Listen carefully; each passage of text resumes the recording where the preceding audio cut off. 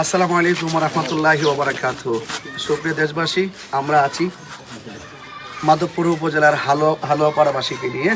ওনারা ফয়েজে মঞ্জিলে আজকে আসছিলেন, আমরা একসাথে জুম্মার নামাজ পড়েছি।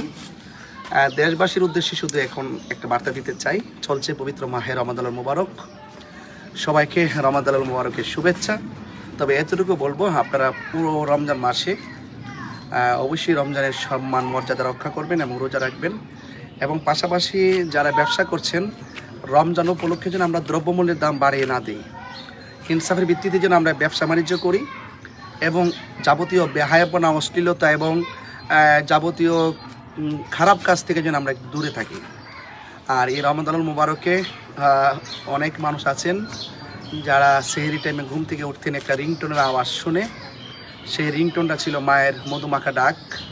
সেই ডাক হয়তো বা কোনো পরিবারে আর শোনা যাবে না, ওই বাবা মা হয়তো কবরে আছে। এই বাবা মায়ের জন্য রমজান মাসে তাহাজ্জুদের নামাজ পড়ে পড়ে দোয়া করবেন, আল্লাহ যেন এই রমজানুল মুবারকের উসিলায় প্রত্যেকটা কবরবাসীর কবর আযাব যেন মাফ করে দেয়।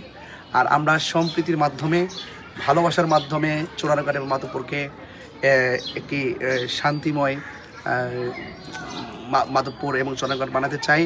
হিংসা, বিদ্বেষ, রাহাজানি, খুন, গুম এবং বিভিন্ন অরাজকতা থেকে যেন আল্লাহ পাক বিশেষ করে আমাদের চোরানগর মাধবপুরকে হেফাজত করেন।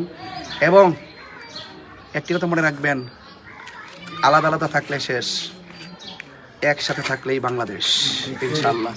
ভালো থাকবেন। আসসালামু আলাইকুম ওয়া রাহমাতুল্লাহি ওয়া বারাকাতুহু।